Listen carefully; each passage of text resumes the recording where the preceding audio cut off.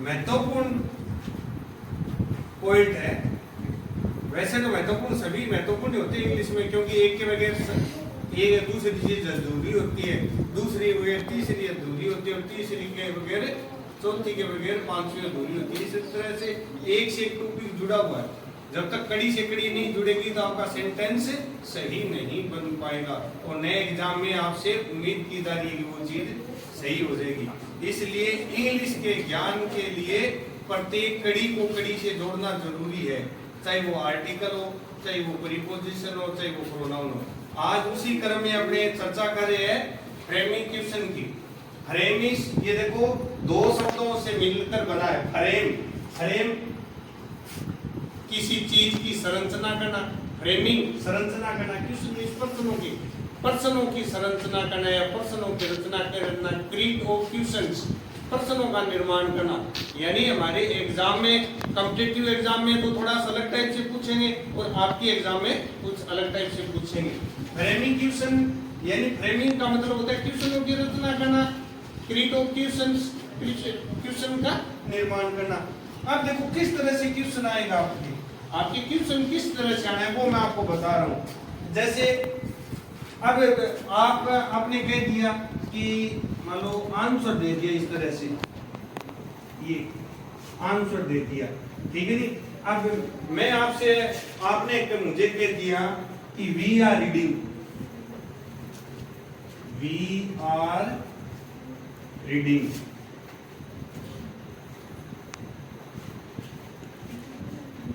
We are reading English.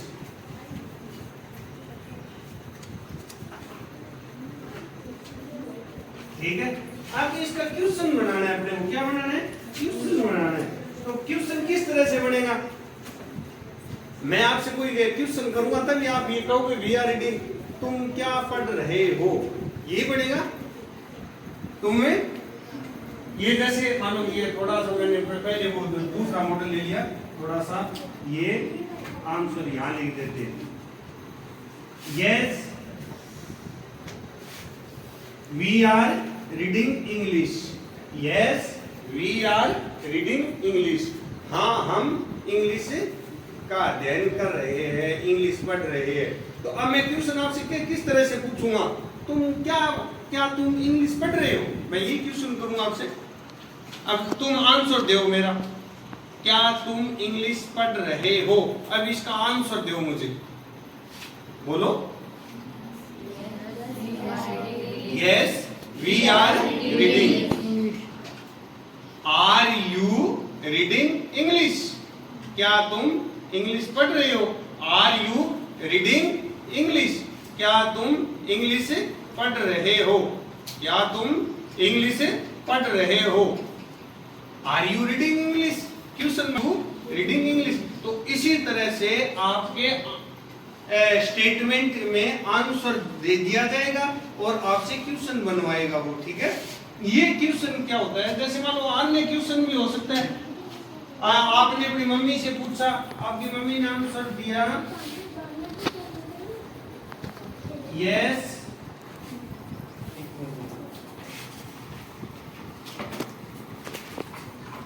Yes I कुक्स food, yes I cook food. अब ये दे दिया। अब आपसे इसका क्वेश्चन बनवाए, तो इसका क्वेश्चन बनाओ। तो आप अपनी मम्मी से कहोगे कि मम्मी क्या आप खाना बना रही हो, या क्या तुम खाना बना रही हो, ये कहोगे। क्या तुम खाना बना रही हो, या मम्मी क्या तुम खाना बना रही हो। तो मम्मी ने क्या उत्तर दिया कि हाँ मैं खाना बना रही हूँ। यस आई कुक फूड, हाँ मैं भोजन पका रही हूँ या खाना बना रही हूँ, ठीक है। तो इसका क्वेश्चन किस तरह से हो जाएगा, जैसे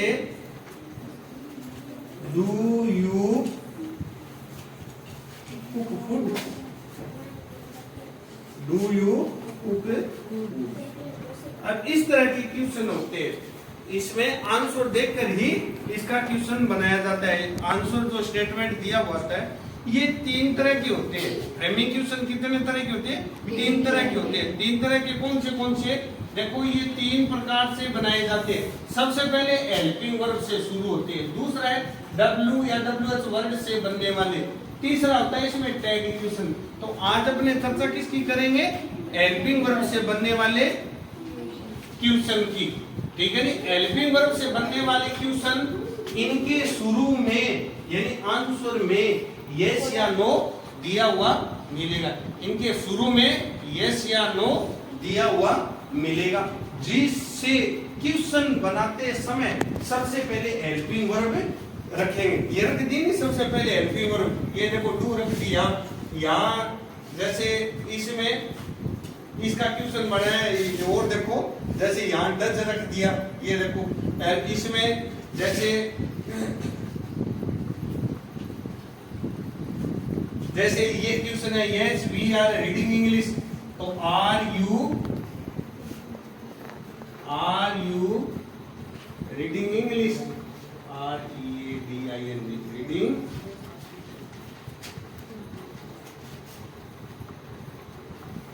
इंग्लिश, ये क्वेश्चन मार्क लास्ट, ठीक है नी। तो सबसे पहले इसमें क्या रखेंगे? हेल्पिंग वर्ब रखेंगे।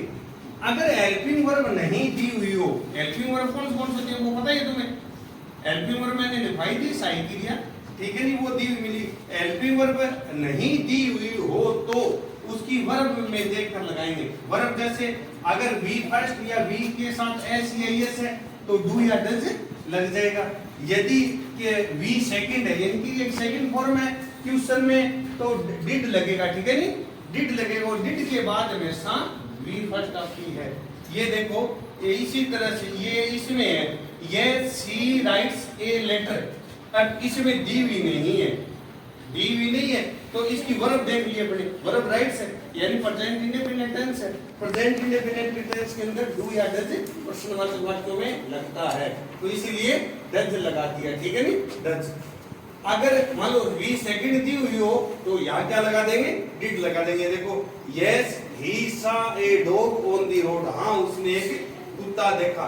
तो अब इसमें हेल्पिंग वर्ब दी भी नहीं है तो अपने वर्ब देखेंगे, सेकंड वर्ब, ये फॉर्म सेकंड है तो सेकंड है तो इसके साथ डिड लगा दिया।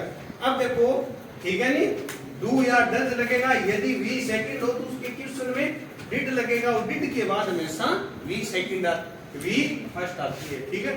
यदि आंसर में आई और वी है, आंसर में देखो आई और वी है तो क्या लगेगा? ये देखो आंसर में ये हो गया नहीं, ये आई और वी है, प्रोनाउन। प्रोनाउन अगर आई और वी है तो यू में बदलेगा, वो आई और वी है वो किस में बदल जाएगा? यू में बदल जाएगा। ये आई है तो यहाँ यू लगा देंगे अपने, आई है तो यू लगा दिया।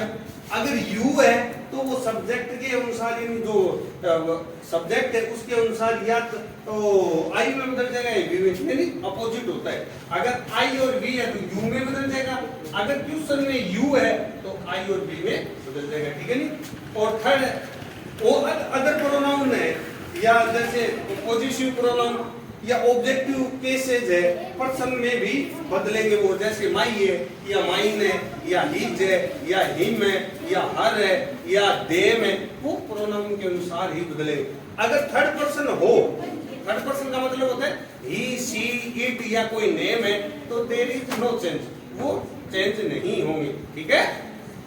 अब ये देखो इसी तरह से ये बना दिया वाक्य, yes she writes a letter, हाँ वह पत्र लिखती है तो yes he saw did he see a dog on the road, क्या उसने एक पत्र देख, ये इसका आ गया did he see a dog on the road, क्या उसने एक कुत्ता देखा सड़क के ऊपर, तो सुन गया यस ही सा ए डॉग ऑन द रोड, हाँ उसने सड़क के ऊपर एक कुत्ता देखा।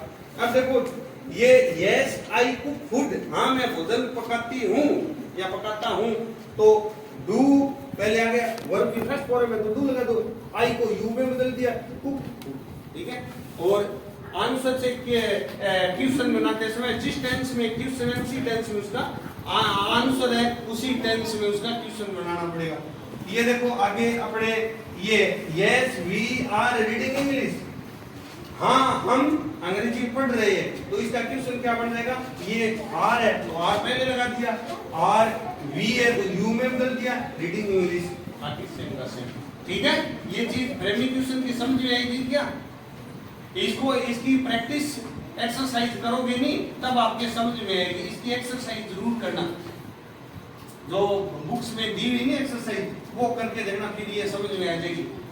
चलो आज के क्लास में इतना ही, कल अपने चर्चा करेंगे WH वर्ड से बनने वाले और 10 क्वेश्चनों की। ठीक है, सभी चैनल देख रहे हो कि नहीं देख रहे हो? सभी चैनल देखा करो, जो भी दिक्कत आती है इसको बार बार चला के देखा करो, ताकि तुम्हारी ये चीज समझ में आ जाएगी। एक बार नहीं, दो बार नहीं, तीन बार नहीं, फिर भी समझ में नहीं आता है तो ऑफलाइन की क्लास में आप पूछ लिया करो। ठीक है नहीं, जिस बच्चे की जो भी दिक्कत आती है वो ऑफलाइन में पूछ लिया करो कि सर मेरी ये प्रॉब्लम आ रही है, ये प्रॉब्लम क्रिएट हो रही है, तो उस प्रॉब्लम का सॉल्यूशन आपके बाई एंड ही हो जाएगा। Thank you, okay.